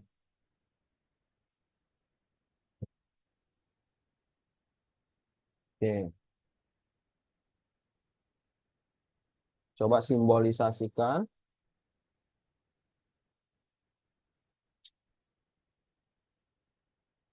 Oke, masukkan kategorinya aja ya. Nah, seperti ini. Lalu kita taruh di parameter siap olah ini ya. Nah, ini sudah berapa parameter nih? 5 ya. 5 parameter. Lalu ada jenis tanah dan juga data kelerengan. Sebenarnya kalau jenis tanah ini tuh lebih ke teksturnya sih, tekstur tanahnya gitu ya. Oke, kita inputkan data tekstur tanahnya. Nah, untuk proses pengolahan data tekstur tanah, ini sebenarnya kita juga sempat singgung di eh, hari pertama ya. Nah, ini akan kita coba ulang lagi karena data tekstur tanah ini tuh dia resolusinya lumayan cukup rendah ya, rendah resolusinya ya. Nah, nanti makanya kita ubah ke 30 meter gitu biar sama resolusinya dengan data-data yang lain gitu ya. Tapi sebelum itu kita klip dulu. Kita akan klip. Kita ke Geoprocessing Tools. Kita klip raster. Masukkan data rasternya, AOI-nya juga. Nah, ini jangan lupa dicentang ya. Use input feature for clipping geometry. Ini tekstur tanah, clip. Oke.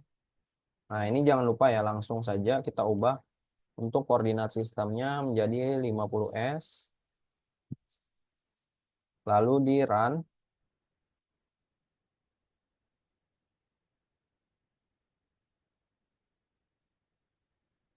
Oke, ini sepertinya dia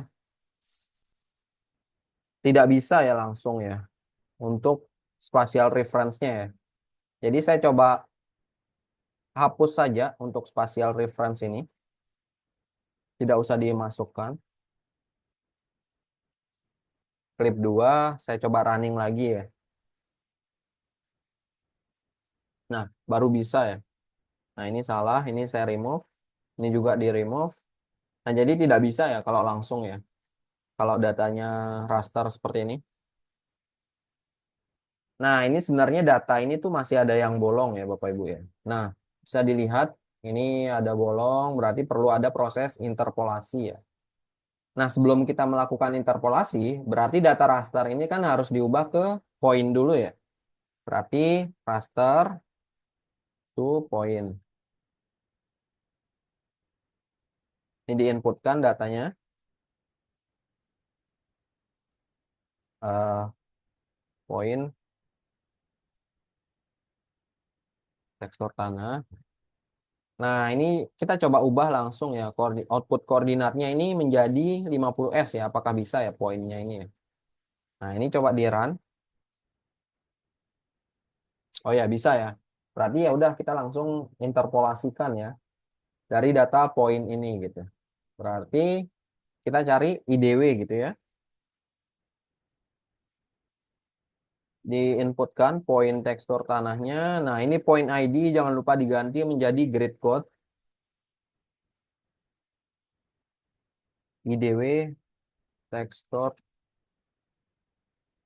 tanah. Output cell size-nya ini di 30 meter. Lalu environment-nya jangan lupa berdasarkan AOI. Lalu di masking-nya juga AOI gitu ya. Tinggal kita run.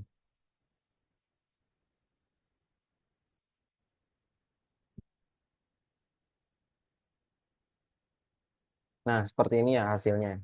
Jadi tadi data-data yang bolong itu sudah tertutupi ya Bapak Ibu ya. Nah, selanjutnya ini kita tinggal klasifikasikan saja Bapak Ibu, reclassify. Kita cari toolsnya reclassify ya. Nah, reclassify. Kita coba lihat dulu ya untuk apa acuannya. Jadi ada 5 kategori. Kategori sangat halus sampai dengan kasar ya. Nah, dari value-value yang ada dari data tekstur tanah tadi, itu kan yang ada value 1 sampai dengan 12 ya. Tapi untuk di area kajian kita itu ada value 1 sampai 7. Berarti value 1 sampai 7 itu masuk di kategori sangat halus sampai dengan sedang ya. Tidak ada di kategori kasar gitu. Seperti itu. Nah, selanjutnya berarti kita tinggal klasifikasikan. Berarti kalau misalkan dia sedang sampai sedang, berarti ada 4 skor ya. 4 skor sangat halus, halus, agak halus, dan sedang ya. Seperti itu. Berarti ini diklasify menjadi 4 kategori, 4 kelas gitu. Berarti yang value 1 itu nanti masuk kategori halus. Berarti 1 di sini. Lalu 2 sampai 3 itu halus. Berarti di sini 3. Lalu 4 sampai 6 agak halus. Berarti di sini 6. Berarti ini sisanya ya. Ini sampai 7 ya. 7. Ini oke. Nah, di sini berarti sangat halus 1 sampai 4 sedang. Nah, ini sudah sesuai ya. 1, 2, 3, 4. Ini berarti adalah skor tekstur tanah. Ini tinggal di run.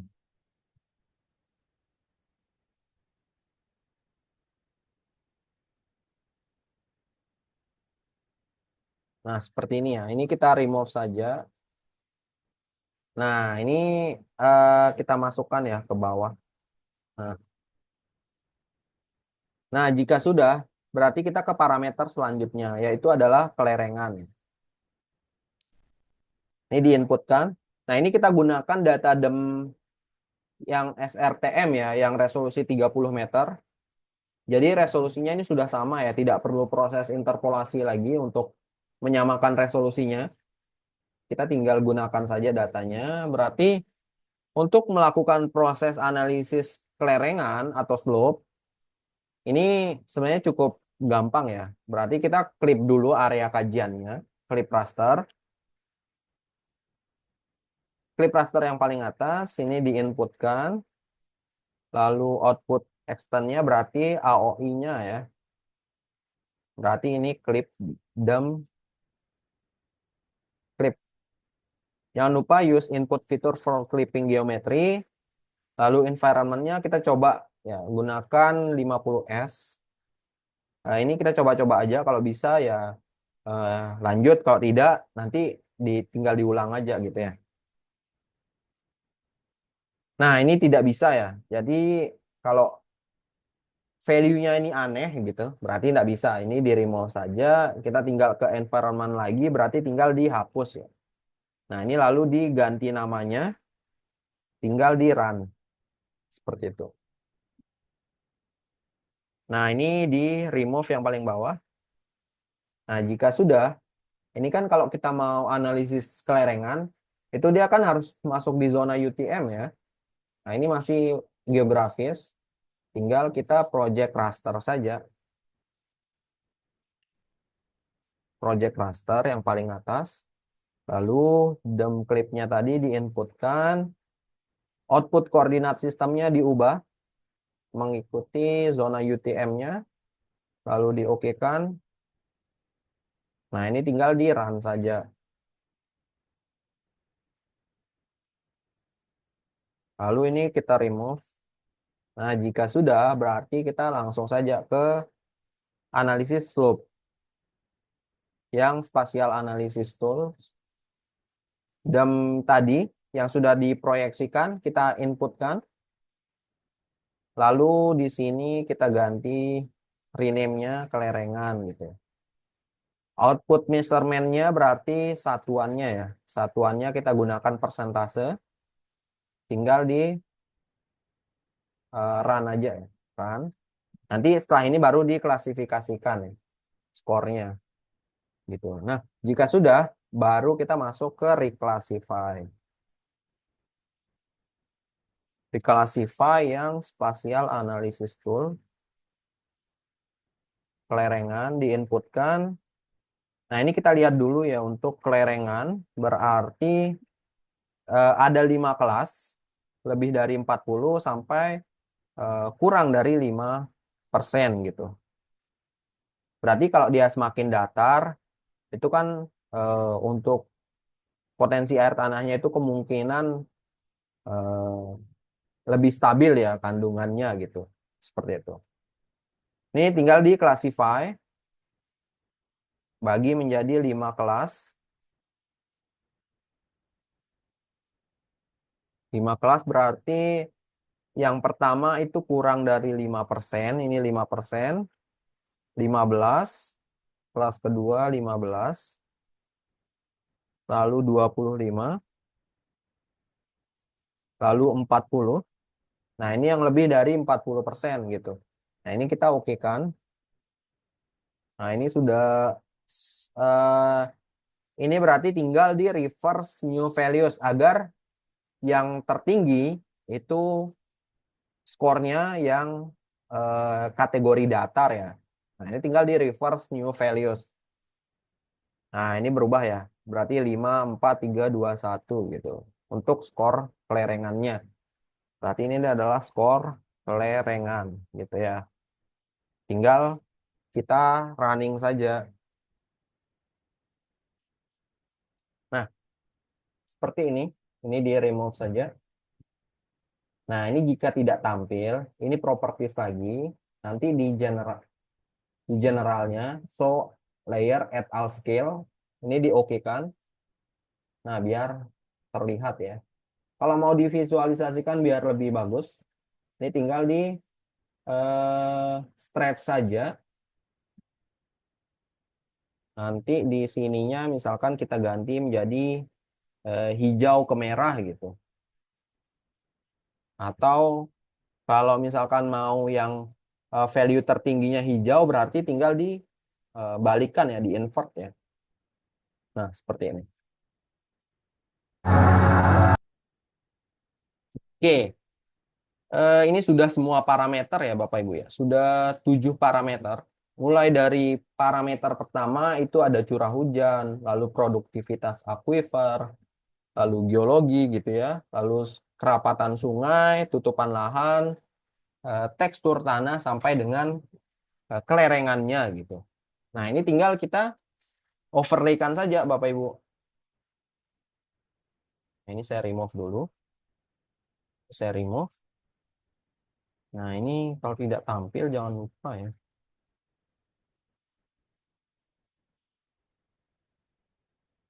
Nah, seperti ini. Jika sudah, kita akan overlaykan gitu. Oke, mungkin saya izin sebentar ya.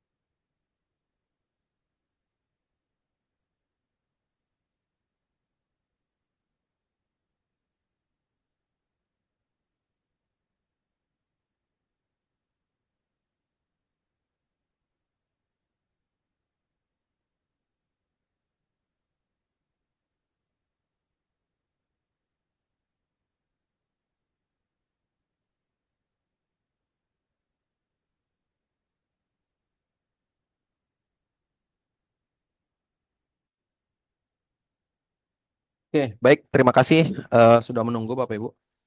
Baik, kita lanjut ya. Nah, jika sudah seluruh parameternya siap diolah, ini kita tinggal overlaykan. Nah, kalau di base datanya itu vektor, itu kan kalau proses overlay-nya itu kan kita gunakan yang namanya intersect gitu ya, intersect, union, eh, dan lain sebagainya ya. Nah, ini kita gunakan kalau based on raster, ini wake overlay namanya, weighted overlay gitu ya. Nah, yang spatial analysis itu weighted overlay gitu. Ini kita gunakan. Nah, ini kita inputkan seluruh parameternya gitu ya. Berarti mulai dari kelerengan sampai dengan curah hujan gitu. Ini di blok saja. Jika sudah di blok, tinggal di drag ke sini ya. Nah, di sini ada persentase Bapak Ibu. Nah, persentase ini tuh adalah bobotnya ya. Jadi bobot misalkan dari kelerengan itu bobotnya berapa persen gitu ya. Untuk tekstur tanah tadi berapa persen gitu ya. Nah, di sini kita inputkan bobot-bobotnya gitu. Nah, ini saya coba cek lagi ya untuk bobotnya. Nah, curah hujan tadi 25% gitu ya. Nah, di sini kita inputkan saja berarti curah hujan ini 25%. Ini kita nolkan saja dulu ya. Lalu produk data geologinya 8. Ini berarti 8 gitu ya. Penggunaan lahan ini 12. Tutupan lahan ini 12. Lalu kelerengan ini 15. Produktivitas akuifernya 20. Drainage density-nya 10. Rapatan sungainya 20. Eh, sorry 10 ya. 10. Lalu terakhir tekstur tanah itu 10. Nah,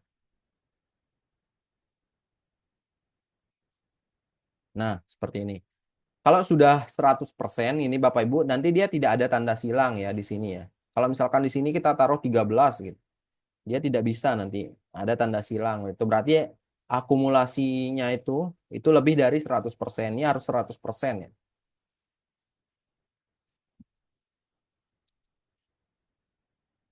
Oke, perbedaan weight overlay dengan raster kalkulator apa ya? Nah, sebenarnya sama aja ya Bapak Ibu ya. Untuk gunakan raster kalkulator pun juga bisa ya. Jadi nanti formulanya tiap-tiap parameter dikalikan bobot ditambahkan parameter selanjutnya dikalikan bobotnya gitu ya. Nah, itu kita perlu hafal sih untuk formulanya gitu ya. Nah, kalau di sini kan lebih simpel ya. Lebih simpel gitu. Bisa kita atur gitu. Kalau misalkan kita mau ubah untuk bobot kelerengan gitu ya, ya udah kita tinggal ganti aja di sini untuk bobot kelerengannya gitu. Kalau di raster kalkulator kan kita ubah lagi ya, ubah sama aja sih sebenarnya. Tapi di sini tuh lebih lebih tervisualisasi dengan baik gitu. Jadi nanti untuk skor-skornya ini kita bisa pilih nanti field mana gitu ya. Jadi tidak hanya sebenarnya dari tiap-tiap eh, data ini itu sebenarnya bisa kita masukkan field. Jadi tidak hanya field skor saja gitu, bisa field keterangan gitu ya. Jadi kita tinggal justifikasi skornya itu melalui weight overlay ini tuh bisa gitu ya, seperti itu. Nah, di sini kan kita mau skalanya itu adalah 1 sampai 5 saja ya. Berarti ya udah diganti mulai dari data kelerengannya, ini kita ganti skor skalanya itu 1 sampai 5. Berarti ini kita samakan ya. Berarti 1, 2, 3, di sini 3, sini 4, ini 5 gitu. Sama juga tekstur tanah, ini kita lihat 1, 2, 3, ini disamakan ya. Dan di sini sebenarnya ini saya memberikan skor ulang ya. Dan di sini sebenarnya kalaupun kita misalkan gunakan data mentahannya, jadi data kategorisasi tanah halus dan sebagainya. Di sini tuh bisa sebenarnya kita langsung kategorisasikan skornya gitu. Tapi saya mau biar kita lebih paham gitu ya, paham alurnya gitu. Jadi tapi kalau kita sudah paham alurnya gitu kan di sini walaupun kita gunakan data mentahannya, artinya tidak perlu memberikan skor pada awal tadi ya. Tapi ya udah kita gunakan aja data mentahannya, kita tinggal konversi menjadi data raster. Ya udah dari kategori-kategori tiap parameter tadi, misalkan tekstur tanah yang kategori halus, sangat halus, kita nanti memberikan skor di sini, itu bisa juga seperti itu. Nah, tapi karena di sini kita sudah memberikan skor di awal, ya udah kita ikuti di sini skornya gitu ya. Seperti itu. Lalu selanjutnya, nah di sini kan value-nya ya. Nah, di sini kita bisa pilih nih kategori. Nah, atau ngikut value di sini. Value di sini artinya oh di sini tidak masuk skornya ya. Tutupan lahannya tidak masuk skornya. Nah, di sini sebenarnya karena kita sudah berikan skor tadi, nah di sini tidak terbaca ya untuk skornya, yang ada value dan kategori. Tapi tidak apa-apa, dari kategori ini kita akan berikan skor ya. Berarti badan air tadi itu 5, lalu vegetasi itu 5, lahan pertanian ini tadi itu 3, untuk lahan terbangun ini 1, lahan kosong ini 2, tutupan awan ini no data ya. Lalu savana ini tadi 2. Nah, seperti ini. No data ini berarti 0 nanti ya. Skor kerapatan. Nah, berarti ini 1, 2, 3, 4, 5. Lalu geologi juga sama. 1, 2, 3, 4, dan 5 ya. Produktivitas berarti yang 0 ini adalah no data. 1, 2, 3, 4 gitu. Curah hujan berarti 3, 4, dan 5.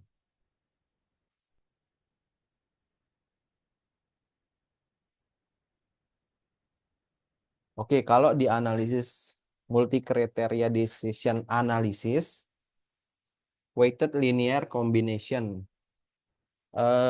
kombinasi ya. Nah, saya belum pernah coba ya WLC. Nanti kalau apakah ada di sini? Nah, itu nanti coba saya eksplorasi ya. Saya belum eksplorasi sih terkait dengan yang weight linear combination ini gitu. Yang saya tahu hanya weight overlay dan weight sum itu ya. Kalau sum itu kan tinggal dijumlahkan aja gitu. Seperti itu. Oke. Nah, di sini sudah semua ya. Kita coba verifikasi dulu inputnya. Oke. 345. Nah, jika sudah, ini tinggal kita rename saja nih. Jadi potensi, berarti ini kan ini adalah hasilnya ya. Rekomendasi potensi air tanahnya gitu. Potensi air tanah. Nah, ini kita coba running.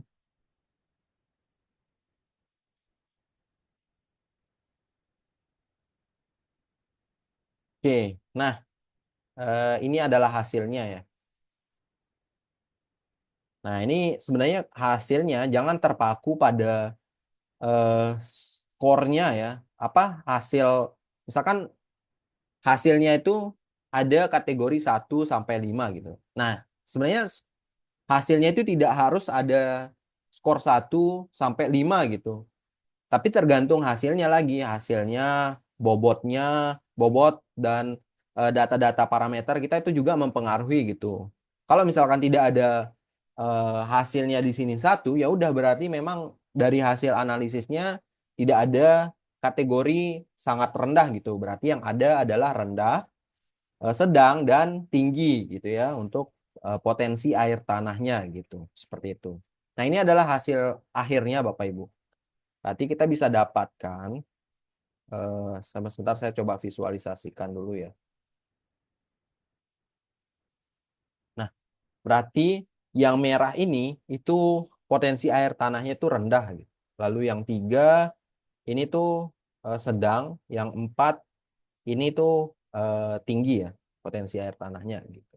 Nah, ini juga bisa dikombinasikan gitu ya Bapak Ibu ya. Misalkan kita sudah menganalisis area lahan terbangun gitu ya. Besok kita akan coba ya di di kelas terakhir ya, di hari kelima gitu, untuk penentuan lokasi rekomendasi lahan terbangun. Nah, nanti bisa dikombinasikan nih Bapak Ibu. Setelah kita dapatkan hasil untuk rekomendasi area lahan terbangun, kita coba lihat nih, cek potensi air tanahnya di sana, apakah ada atau tidak gitu. Nah, itu bisa dikombinasikan sebenarnya. Seperti itu. Dan kalaupun misalkan dari data hasil ini perlu justifikasi lagi misalkan ya. Justifikasinya itu kayak kita coba sandingkan nih sama data-data, misalkan data baku gitu ya, data misalkan debit sungai yang tinggi tiap tiap rentang tahunnya, rentang beberapa bulannya, itu juga bisa ya. Kita coba validasi gitu istilahnya. Validasi apakah sesuai, atau misalkan kalau kita ngambil sampel di area-area yang hijau ini misalkan gitu ya. Nah, ini kita coba lihat survei misalnya ke lapangan gitu, validasi di lapangan gitu ya. Kita coba tanya warga sekitar atau kita coba survei kasaran gitu ya. Nah, itu juga bisa ya untuk memvalidasi hasil analisis yang udah kita lakukan. Seperti itu ya Bapak Ibu. Karena kita tidak bisa 100% percaya nih sama analisis yang kita lakukan gitu. Tentu harus ada validasi-validasinya. Tapi dari hasil analisis ini itu kita ada gambaran Bapak Ibu. Gambarannya kayak di mana lokasi sungai yang rapat gitu ya, di mana kelerengannya yang tinggi gitu ya, dan lain sebagainya. Nah, dari hasil-hasil ini kan tentu bisa menjadi patokan ya, patokan dalam kita melakukan survei validasi di lapangannya seperti itu. Mungkin itu. Oke, sini ada yang bertanya lagi. Apakah analisis groundwater juga bisa melakukan analisis estimasi kedalamannya juga, khususnya di areal gambut untuk menentukan kedalaman air tanah? Ya, ini memang salah satu kekurangannya sebenarnya. Karena kita tuh agak susah misalnya, walaupun data-data spasial ini kan dia lebih cenderung membaca permukaannya ya, permukaan eh, buminya ya. Jadi sangat sulit mendapatkan data-data di kedalamannya gitu. Nah, memang salah satu caranya ya untuk estimasi kedalamannya itu perlu survei lapangan sih. Karena memang agak susah sih juga data-data tersebut kan agak susah ya kita dapatkan. Tapi kalau misalkan mau eh, coba gunakan data kedalaman efektif, nah itu sebenarnya bisa ya, kedalaman efektif tanah gitu ya. Nah, itu bisa dicoba sandingkan gitu. Untuk sementara sih ya memang hasil data di lapangan sih Mas Haris untuk analisis ini. Tapi kalau dari survei kasaran juga bisa digunakan, gunakan nih data ini gitu. Dari hasil analisis ini bisa digunakan untuk survei kasarannya. Jadi data-data di lapangan tuh hanya sebagai pendukung yang real gitu ya. Bisa disandingkan nanti seperti itu sih. Kalau kalau dari saya seperti itu, Mas. Oke, mungkin ada yang lain Yang bertanya dipersilakan. Kita sudah selesai ya hasil analisisnya ya. Sudah sampai kita mendapatkan lokasi potensial nih untuk air tanahnya gitu. Seperti itu. Walaupun sebenarnya ada beberapa justifikasi juga nih untuk hasil analisisnya gitu. Ke depannya mungkin perlu penyesuaian di lapangan dan perlu divalidasi juga dari data-data yang ada. Kalau misalkan data yang lebih detail itu ada gitu ya di wilayah Bapak Ibu masing-masing ya bisa digunakan gitu. Seperti itu.